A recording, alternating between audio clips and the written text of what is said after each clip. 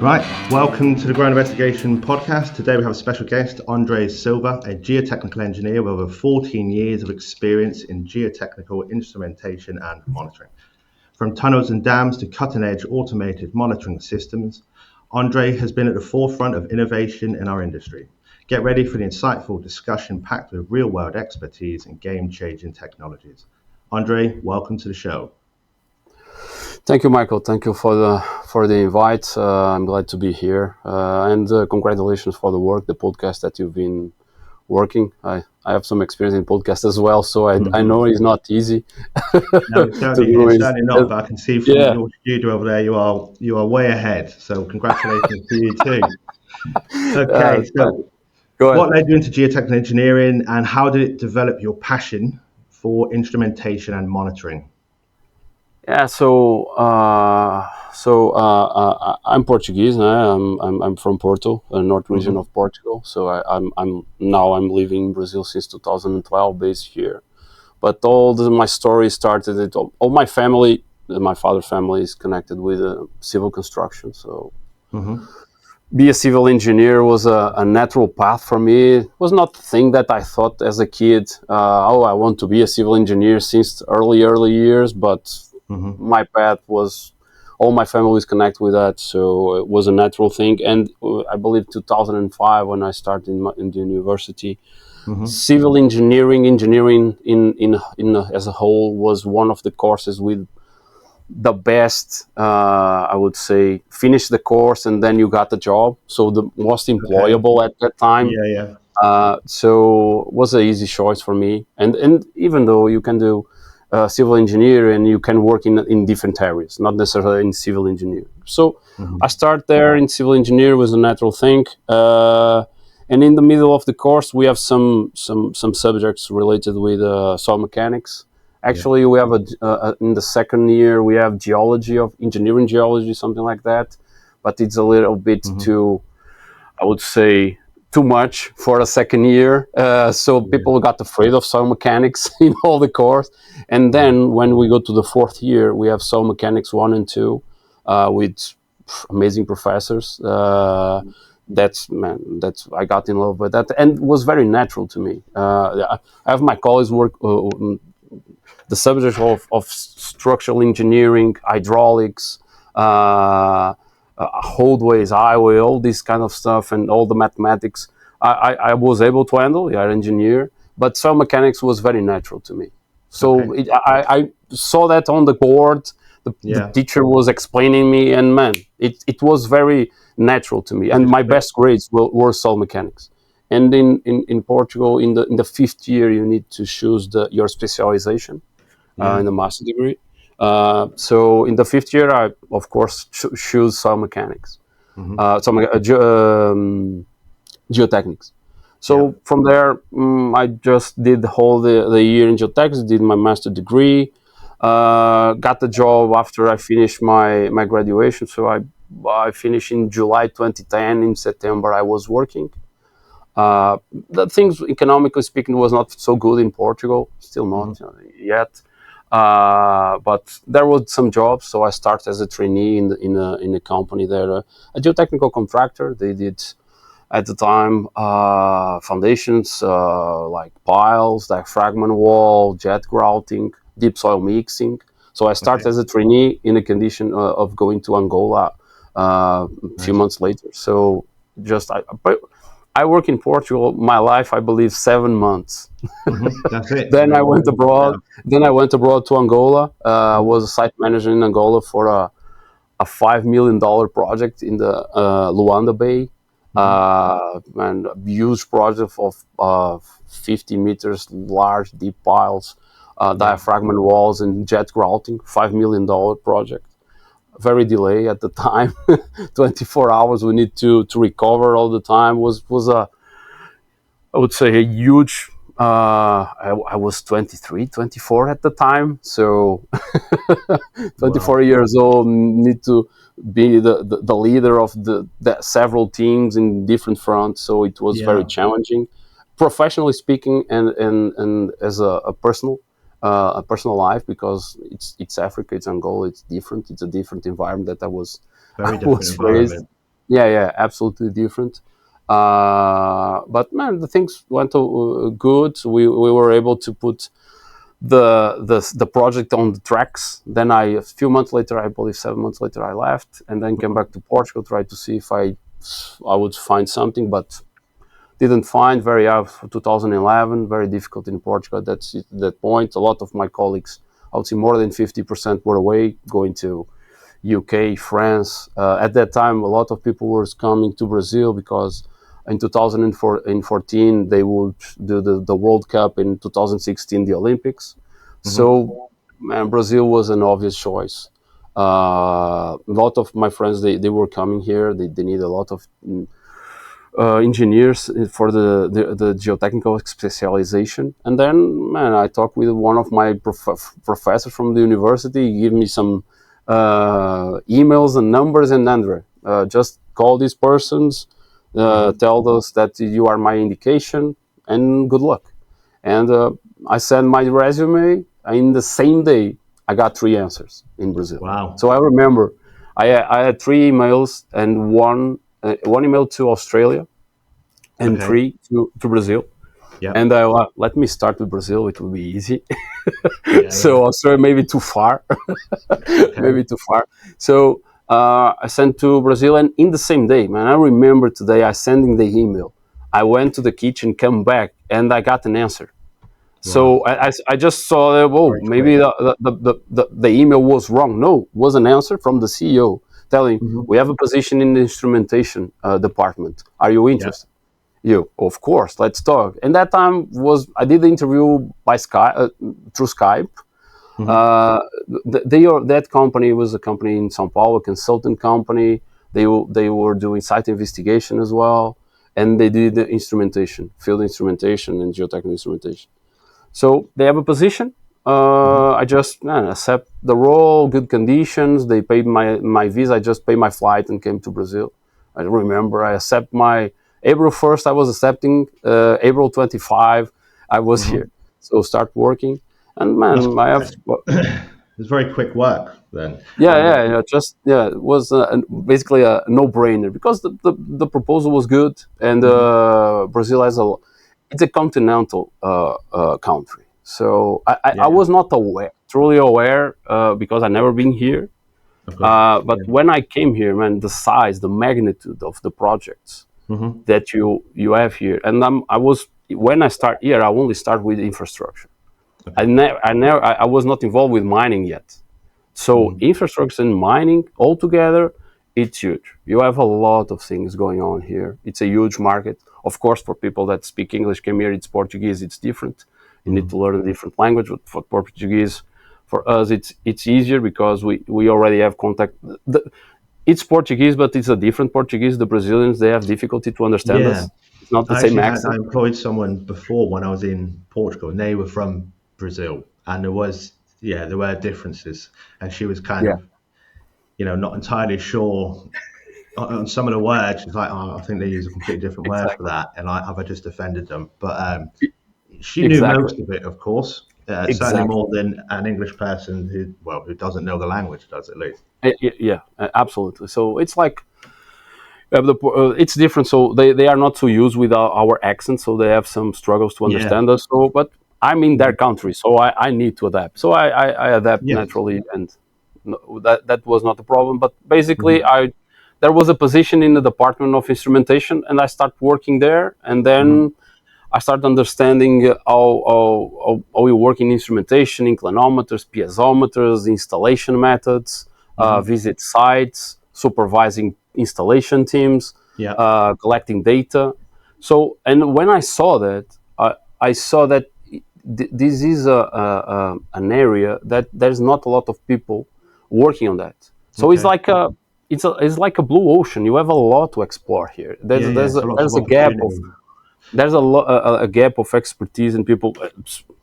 We are talking 2012.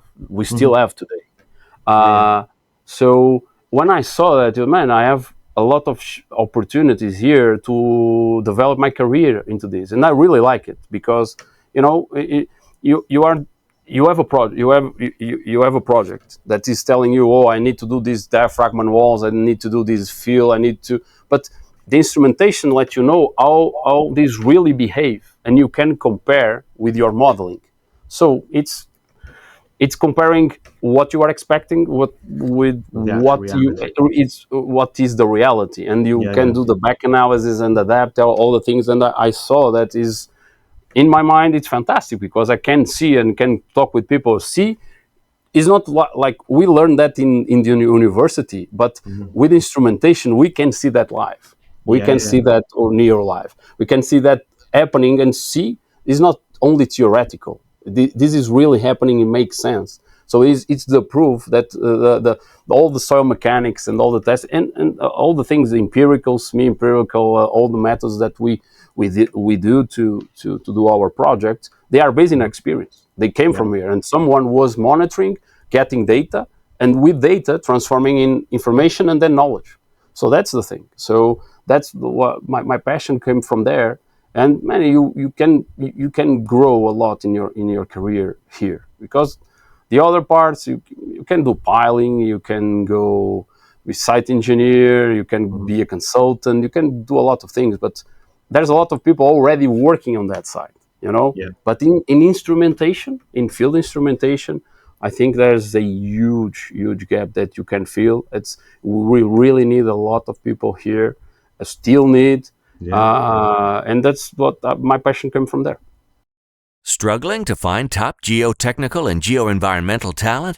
You could use a generalist recruiter, or you could use a specialist. At Geo Expert Search, we place experts where they belong. Across the UK, USA, Australia, and New Zealand. No highways, no bridges, no structures. Just geotechnical and geoenvironmental. Now and forever. Geo Expert Search. Finding the right people for the right roles with no wasted time. Visit geoexpertsearch.com to learn more. I feel it's getting a bigger industry over here in the UK as well, because there are more companies who have started taking on staff members essentially to start focusing on that side, because it's fruitful essentially, and there's some large projects going on, so it makes Exactly. sense. Um, Over your career, then, how has the geotechnical monitoring changed, and what advancements have had the biggest impact? So since I started, I would say 12 years ago, since I started, I would say automation is getting Hmm. a big role right now, Yeah, and the wireless technologies, I would yeah. say. But the automation, so years ago, we already have a wireless technology, but they were more expensive 1 decade ago, 2 decades ago. But almost all the instrumentation was wired, so you need to do, okay, I'm doing put my all my instruments, but I need to pull all these cables through pipes Yeah, and yeah. need to reach my loggers. The technology was not so advanced and I would say compact and easy to just plug and play and go. So Hmm. you need more steps to implement a instrumentation project. Nowadays, it's just more plug and play. You have the instrument, of course. You still need to properly install that instrument, but after you do that, you just can go to a wireless logger connected. That logger will connect with the gateway, and the gateway is sending the data to the cloud. Yeah. It's a So simple way to you explain it. It's case by so you case can almost scenario. have live kind of data. So you can log onto a laptop somewhere, can you? And almost is Exactly. it live? I mean, is it within the second, within a minute? How quick can that data be transferred and Depend. received by you? Depend the technology. So Hmm. could be live, but I would say that live, Yeah, it's more fiber optics. Fiber optics can yeah. give you a high frequency of data. Okay. And typically live, you also need, so for when you are doing some earthquake monitoring, vibrating monitoring, you really need high frequencies because Hmm. it's vibration. But when we are using the typical instruments like inclinometers, piezometers, it's depend the risk that you are handling in your project. So if Okay. it's high risk, I'm digging a tunnel Yeah.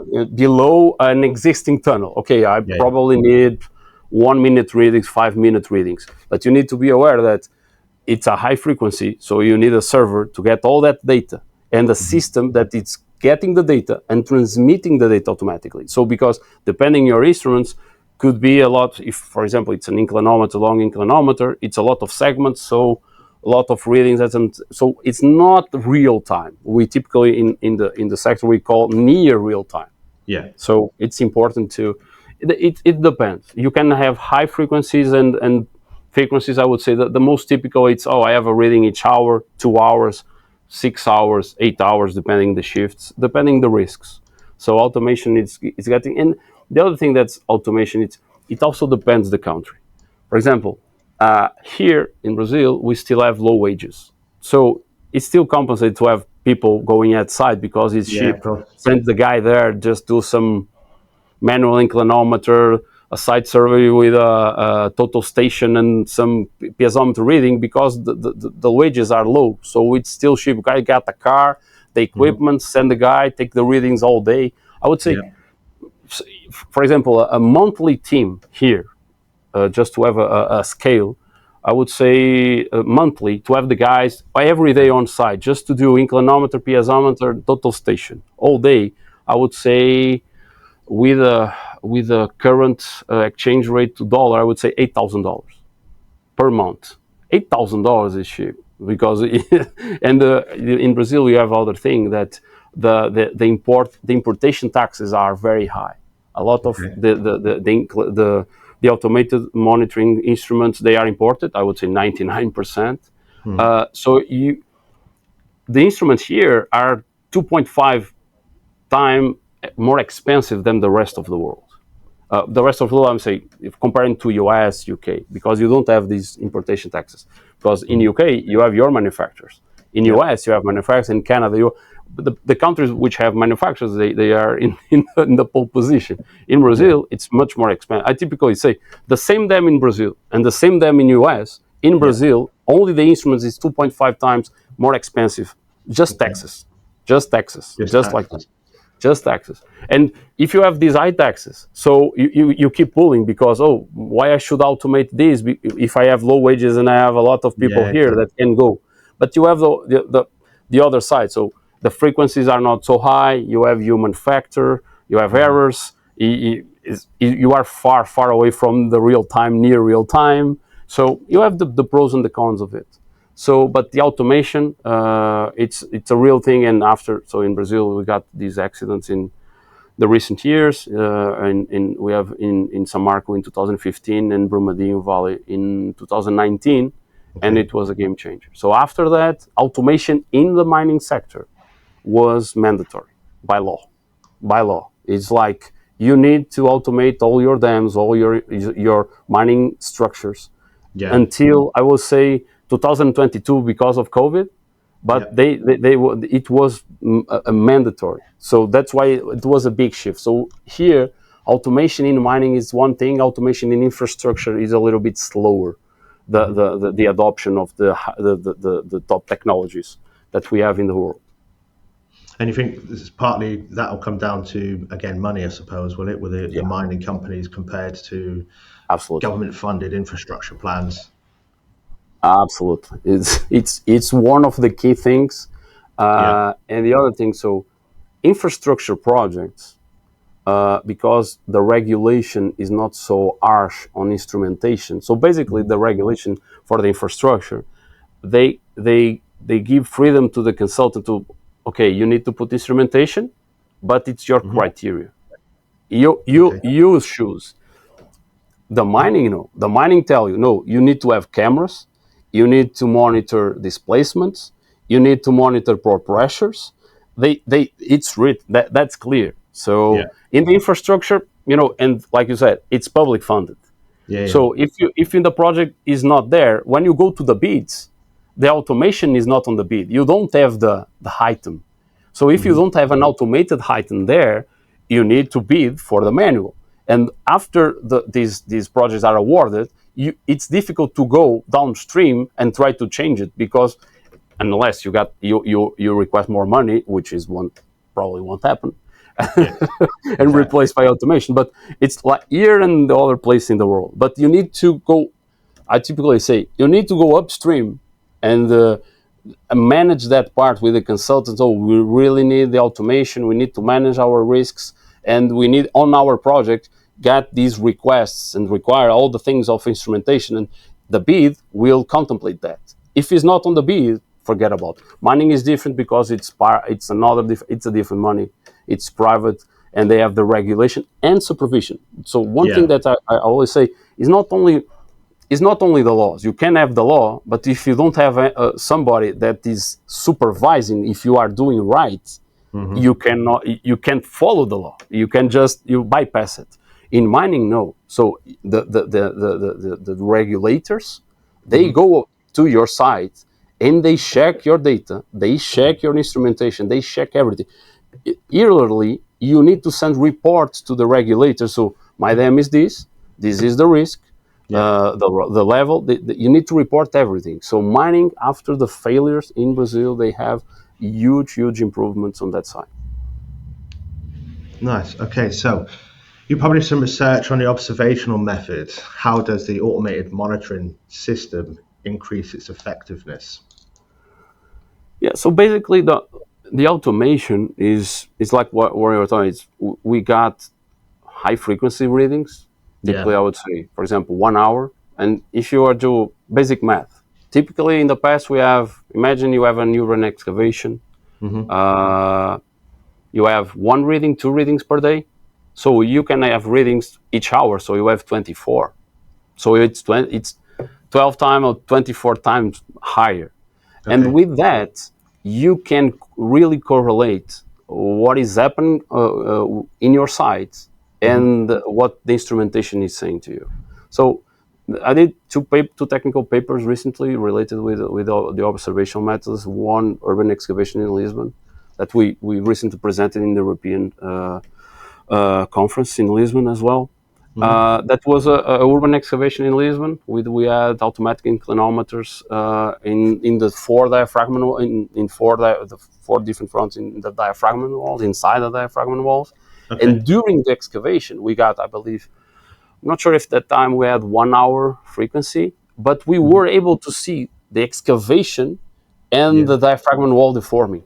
Nice. Which is fantastic because I have different readings and I can see the effect of the excavation on that panel and see and compare what the designer did and really see what is happening. And then I put an anchor and I see that it's stabilized right here. I just did an excavation and I can see the deformation with all that data. So, and if goes well, fantastic. I just proved that my project was correct. But if it's not so well, I can, in 1-2 hours, let me see, in the end of the day, not necessarily, you can put triggers. And if it's not going well, I'm expecting 10 millimeters in this stage, but I got 15, I got 20, I got an alert on my system. And what is happening? The anchor is not working well. I thought I have the 50 tons, 60 tons on that anchor, but actually is a half part because it's not properly placed, for example. And you can go there and correct it. So the observational method, it's like the name said, is observation. Is that you need to have this be critic. You need to see and understand what the physics says to you and correlate with the data that you have. And man, this is because sometimes you got data that doesn't make any sense. You got it. You have a problem on your instrument is giving you 1 meter displacement. You are looking to the wall and the wall is not moving. So you need to go there and something is wrong. It's an instrument. So the observation method is like you can do this back analysis almost live, and you can look the data and you can see if you can check the performance of your project.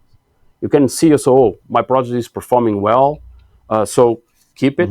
Or, for example, I have a lot of anchors, I have a lot of struts. Maybe I can take a little bit of this, and I can optimize my project and save some money. I have situations. I saw projects where the consultant they have different lots, and they did lot one. They put instrumentation, and they understood the soil was behaving in a way that they could optimize the second project. So they just go and tell, if you paid 100,000 euros for instrumentation, I can save you 1 million euros in site works. I was going to say there must be huge cost savings overall and huge efficiency savings as well. Exactly. So time saving, efficient in money. So and Yeah, that's the perfect case. It's not all the time that of course. happens. Sometimes Yeah, yeah. it's in the opposite side. So the Mhm. instrumentation is telling me that's not working, so I need to do some correction. But that's the Yeah, thing. It tells you that something is happening. yeah. Imagine that you have manual readings. I have this case in Lisbon. So it was interesting because at some point they finished excavation, and Mhm. there was some indecision between the geotechnical contractor and the structural contractor. So basically, the excavation, Mhm. they have some things that was not solved. So the excavation was open almost 1 year in Lisbon. Okay. So the anchors are temporary, right? So but the system was automatic, was still working. Imagine if you need to send someone, a team, all 1 year, go there all the time taking readings. It's much more expensive. Of And course. what happened in the end? Heavy rain in Lisbon, huge, one of the, I would say, the most volume in terms of volume in Lisbon the last 10 years. I don't know, but the high Mhm. one. And you see the heavy rain, you see the inclinometers just get a high velocity of displacement and Okay. reaching the triggers. They call me, oh, Andre, everything is fine. I just did the throw. I just saw the data. Oh, man, data is fine. It's real. It's happening. So something is happening Yeah. with the diaphragm walls, and then they discovered that there was a problem in the anchors. The anchors in the bottom part, the second level of anchors, was Mhm. not working as they should, and the level, the stress that they were putting on was they were not working. So they need to go there, redo the anchors, and adjust it. They I think they saw 16 anchors were not working well. Wow. So the instrumentation spot that. Imagine that you are doing what is going to a site with the drop like you see in raining cats and dogs. You're going Mhm. to a site and do inclinometer reading. You are not Yeah, doing yeah. that, right? So it's the advantages, it's the observational methods, it's all together. It's all the advantages and the things that you can take from the instrumentation properly done. It must seriously kind of reduce, potential injuries. It must be fantastic for health and safety rather than after the Of course. event realizing, oh, well, this is all wrong and we have to look into it now. Absolutely. You can stop Absolutely. it before So before catastrophes happen, especially in large it, infrastructure like dams, that sort of thing. exactly. Imagine that you have someone. It's inside the excavation, and that will fall. Yeah, What do you do? yeah, yeah, exactly. And you So get these exactly. you get these kind of videos on LinkedIn and other social media channels Boom. where things pop off and then collapse, and they move the camera away. But then again, with things like that, if they've got them in place, then you can reduce that sort of thing from Exactly. happening. Exactly. Hmm. So you've studied landslide monitoring in Brazil and in the UK. How do the challenges and approaches compare between the two regions or countries, So should I say?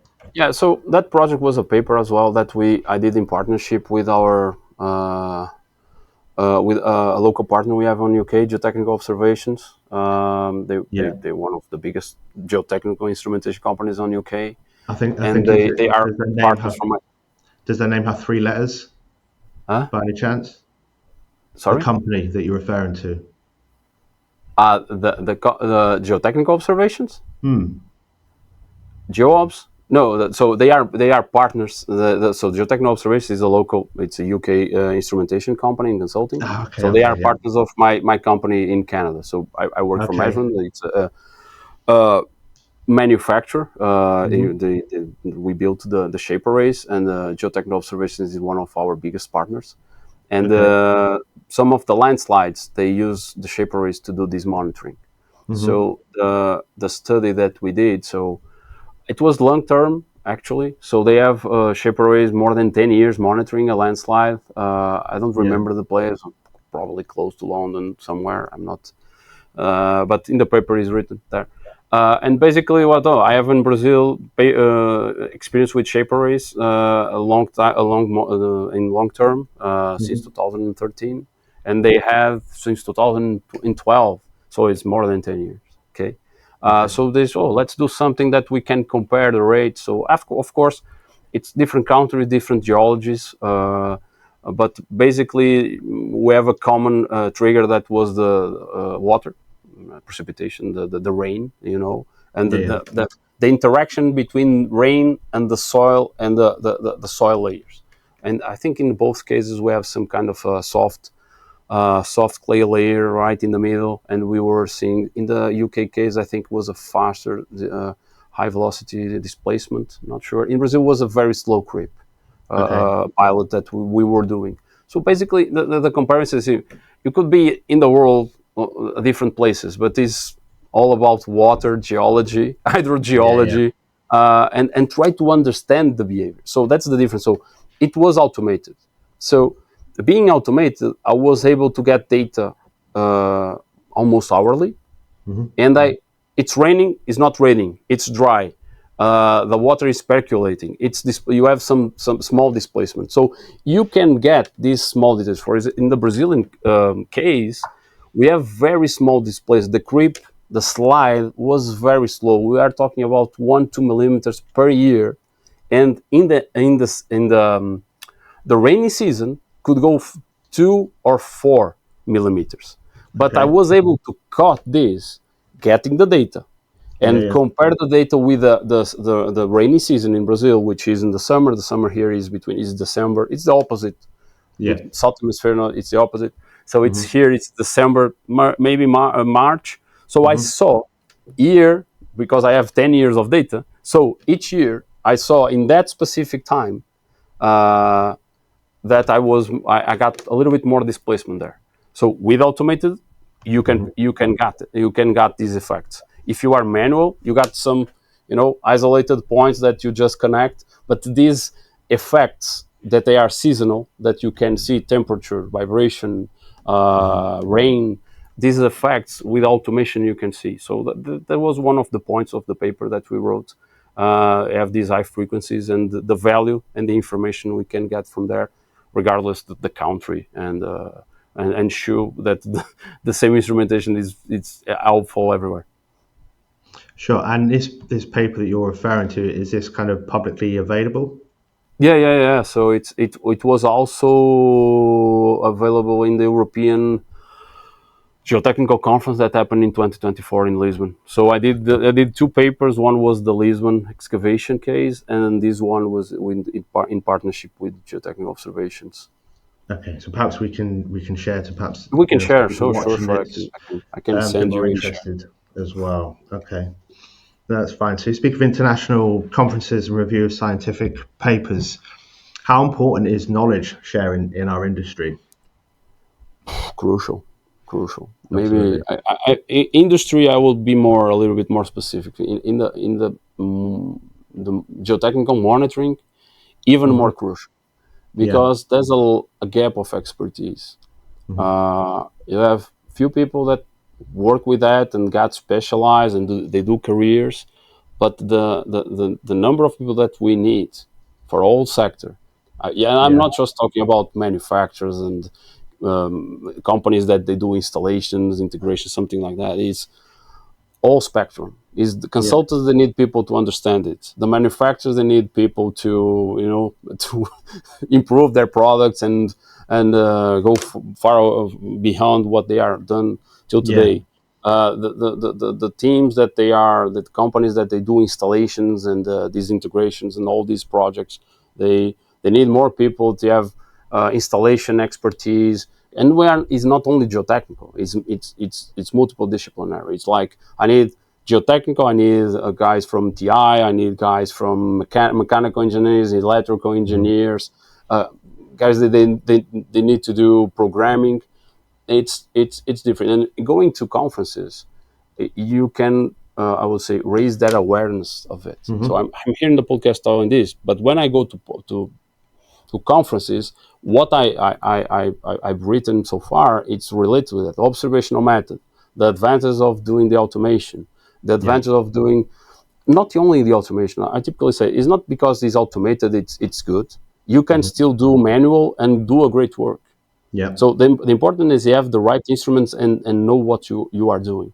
So go there and these conferences and being there representing the sector, the area of the instrumentation. Because you go to geotechnical conferences, it's for decades, it's the same people. It's the same subjects, it's the same roundtables, And in the end, because I work in the sector, I go, well, where is geotechnical instrumentation? And you go to papers, you see 800,000 papers, and you have maybe 50 papers related to that.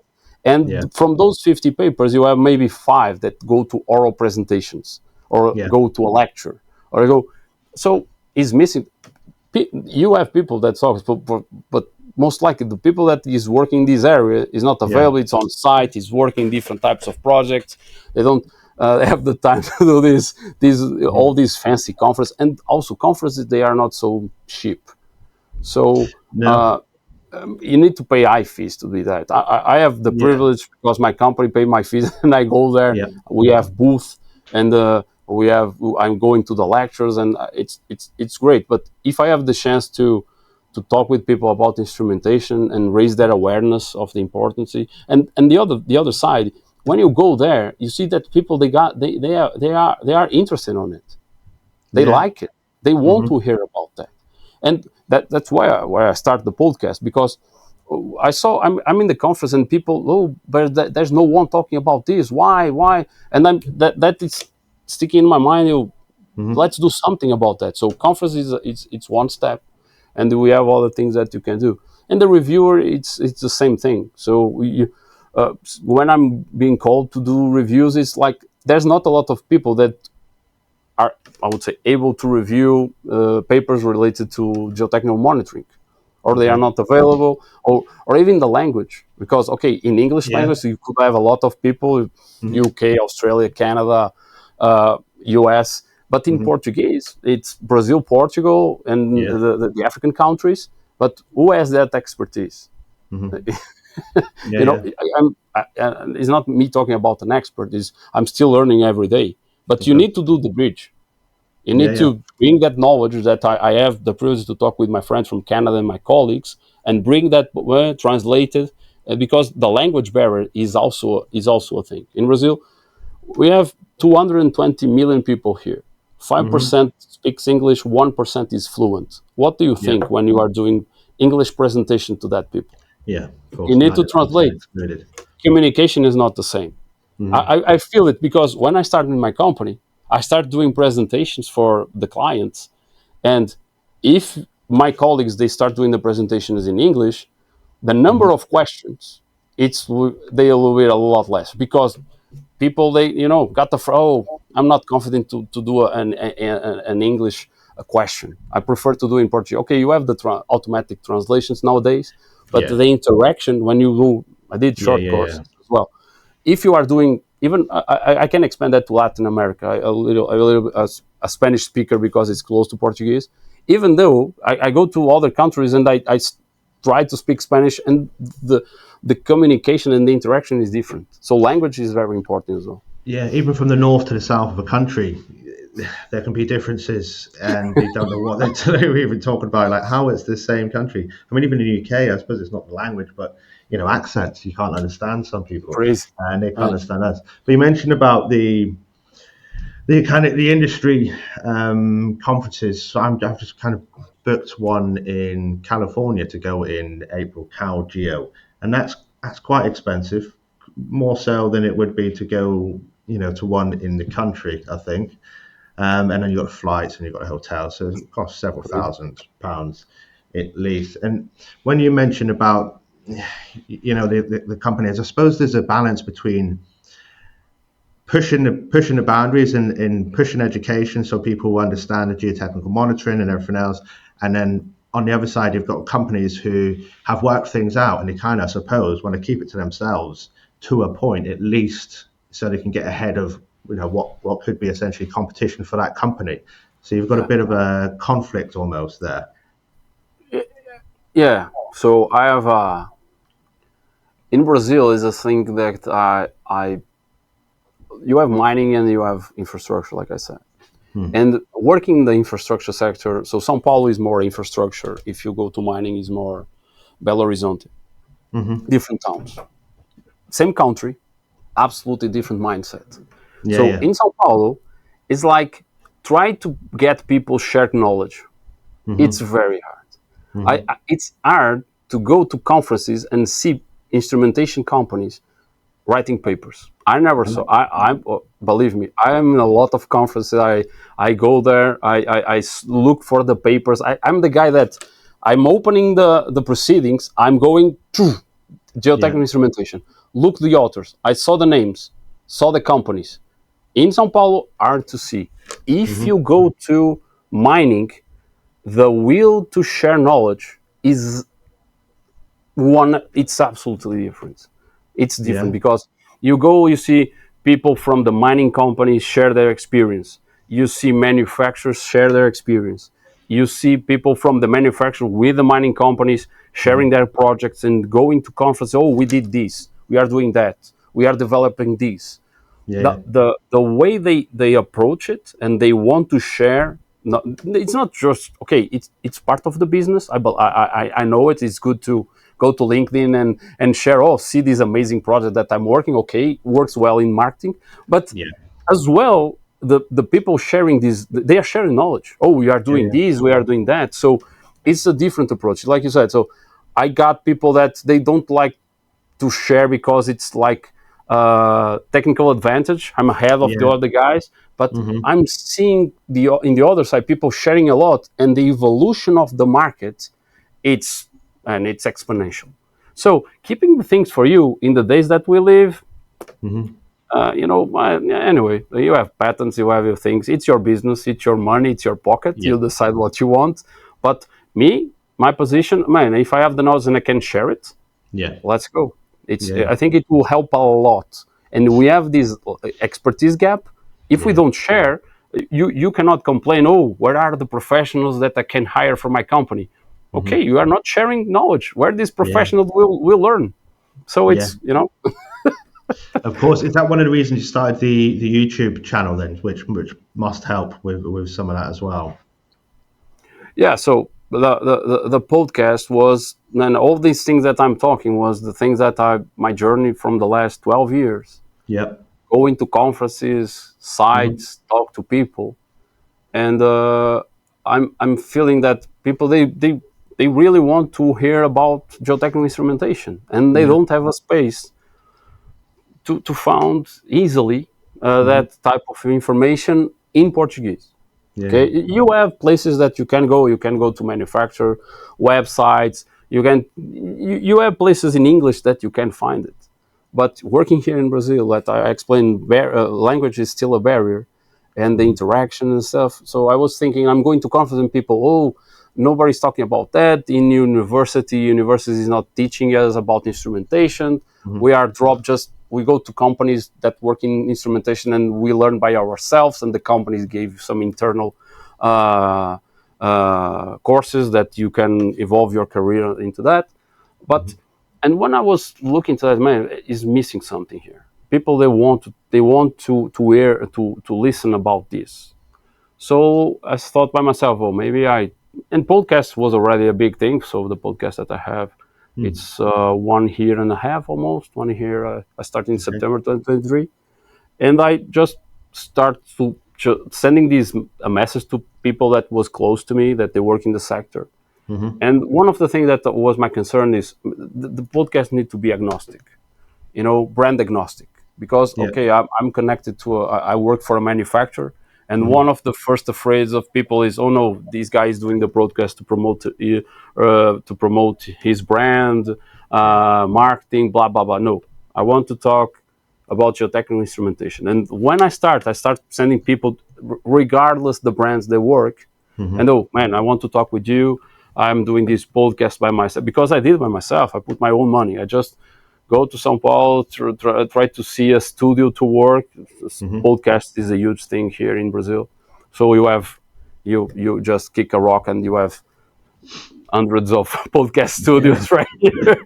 And so I have a friend that is an entrepreneur and he already has a podcast. Oh, go to my studio. I visit the studio, like it, good cost benefit. And man, great people, help you a lot. You just need to. They just give me a thumbs up to me right now. The backstage. So great people, and basically they just, man, do the script, do your thing, We Yeah. do the edition, the cuts, all the things. Just concerned with do your thing. And man, when I released the first episode, people Hmm. so why nobody think about that earlier? Yeah. Yeah. Was the first reaction. I got Hmm. reaction people, Brazilians, Portuguese, people Hmm. from Angola, even Hmm. Brazilians that live in Australia. They Yeah. man, it's an obvious choice. So Yeah. when Yeah. I start doing this, and I got the feedback that I had, and it's very rewarding because you learn a lot. You can talk with people with about their projects, about what they think about instrumentation, their experience, their projects. You can learn from that. So it's just Yeah. Of course. like you are taking a coffee and you can talk with the professionals. Just put a Hmm. camera and record it. It's the Yeah. way Yeah. it's the way I saw that. And I went to the conference. Like I said, you go to conferences and you need to pay high fees, hotel, flight, and I have these conversations with these people. So why Mhm. I cannot record it? Yeah. I can record it, so I can share it. So I can share. So a lot of people in Brazil they didn't know the one of the causes that the instrumentation is so expensive here is the importation rates. Yeah. I The didn't know that. importation fees are so high. That's Hmm. why and the exchange rate effect as well. So Yeah. these factors, I know about that, but you need to spread this to people understand these non-technical things that Hmm. affect your profession. So that's why it's man. We are in the third season recording. I Hmm. think we have 37, 38 episodes 38. recorded so far. Yeah. Man, and people calling me, oh, can I be in your podcast? We would like to talk about this technology. And after I remember after 4 or 5 episodes, man, I got Hmm. the line of people to Really? want to be here to talk. Yeah. So just do the invitation. It's the easy part. So people, no, I want to talk. I Yeah. want Yeah. to talk. And it was very rewarding. Man, I talked with people that I never believed that I would able to reach.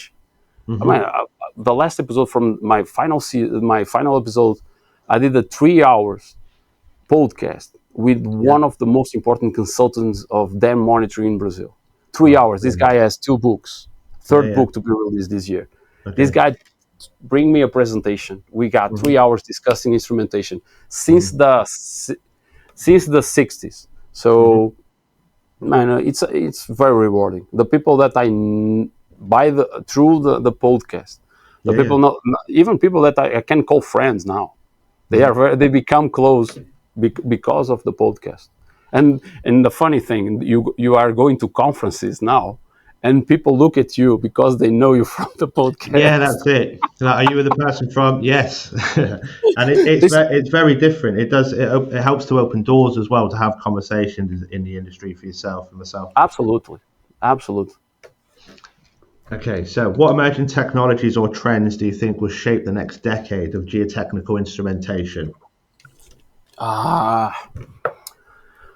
Ah, wireless will continue to be a thing, but I believe though the wireless loggers they have these LoRa one and the transmission technology that is it's associated that is I believe they will have bigger distances between the loggers and the gateways. Right now, I Yeah. believe it's 2 to 4 kilometers, depending the line of Okay. sight and where you are.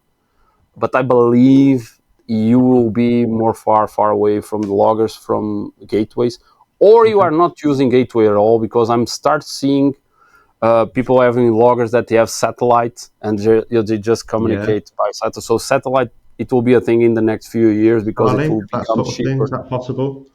Yeah, sorry. Using things like Starlink, would that work? Do you see things Similar. like that? Yeah, similar. So I believe that it will be Yeah. more cheaper and accessible, mainly for if you work in mining, you Hmm. work in very remote places.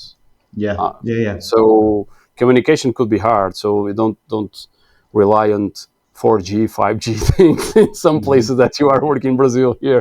Believe Hmm. me. So satellite, it will be a thing.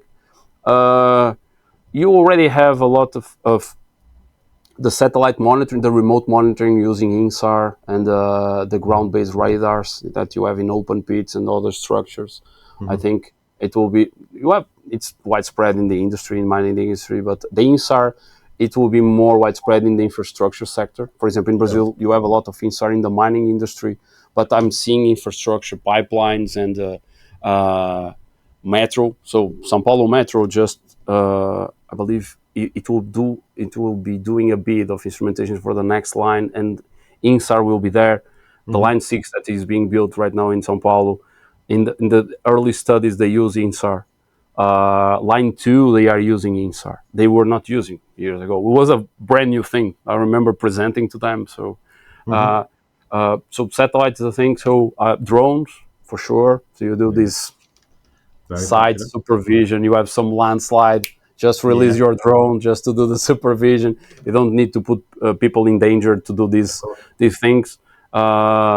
Structural health monitoring is a little bit, it's not geotechnical instrumentation, but you still have soil interaction, right? So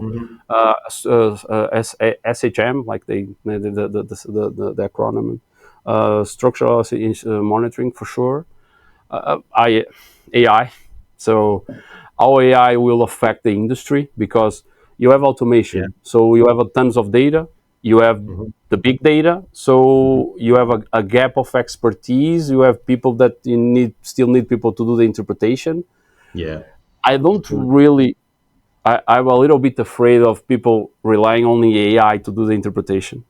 I'm still afraid because could be tricky. It's a black box. You still need someone at this You know, point, and maybe you need, forever. You still need the human brain to cast upon it. yeah. It's not.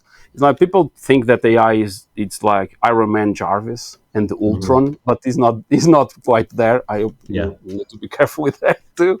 But people they say, oh no, AI will do everything. Automation, no. You still need people to double check. The quality control, the checking. It's human brain. Still the best instrument this year, used in the right way. So I agree. I think if it went the other way and it was just purely, then something would happen, and then there'd be an investigation, and then eventually it would come back full circle and say, right, we have to apply the human brain to these things and not just leave it entirely to that. Okay, so for those looking to build a career in geotechnical monitoring, what skills and experiences should they focus on, and what advice would you give them to join? Newcomers, a lot of resilience. It's the first thing. Resilience, I would say so.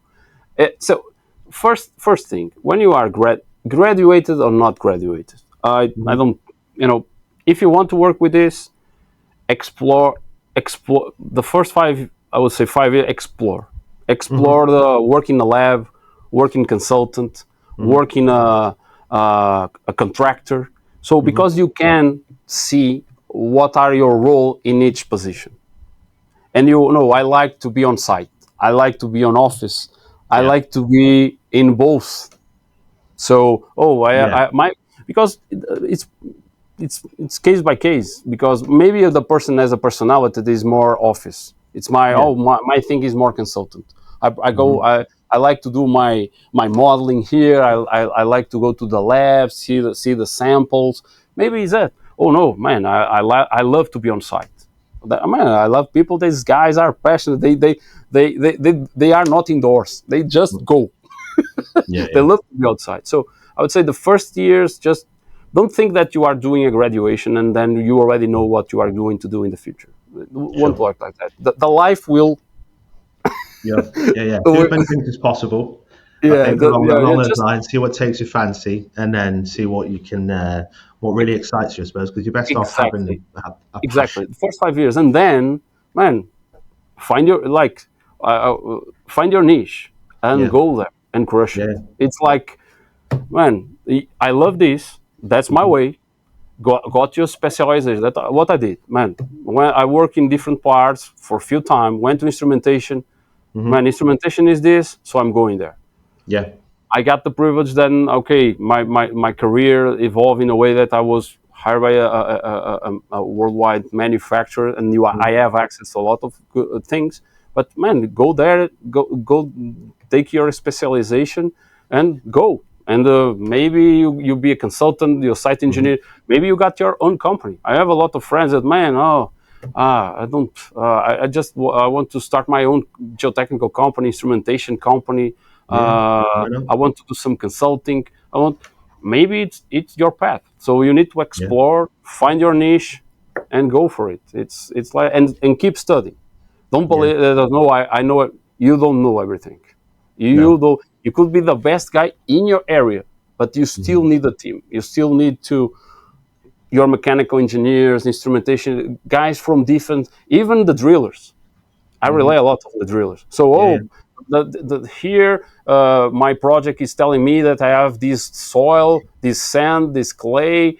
hmm, The driller will tell you. So, yeah, the project, but here is hard to drill. Here we need to put some casing. Here, the drillers, they have a lot of experience and local experience. They don't think, oh, I'm the master of the galaxy in Brazil, but hmm, the soil is different in UK. The soil is yeah, different in Portugal. So yeah, you go to Middle East, you go to Asia, you go to Australia. So hmm, all these experiences you need. It's important to share, and it's a eternal learning curve. So it's like excellent. this. You find your niche, go for it, keep learning, and it will be all right. Believe That's me. great advice. Well, that's a wrap for today's episode of Ground Investigation Podcast. Huge thanks to you, Andre. Thanks for Thank sharing you. your insights on geotechnical monitoring instrumentation. I've definitely learnt a lot more than I knew previously. I hope everyone's enjoyed the conversation. It is actually live on LinkedIn as well, so hopefully people will have enjoyed, and hopefully you can subscribe, leave a review, check out your podcast or your YouTube channel as well. See you. But yeah, see you next time for some deep dives into ground investigation, geotechnical monitoring. Andre, Thank you very thank you much. very much for your See you. time. Have a We good all one. Bye appreciate bye. it.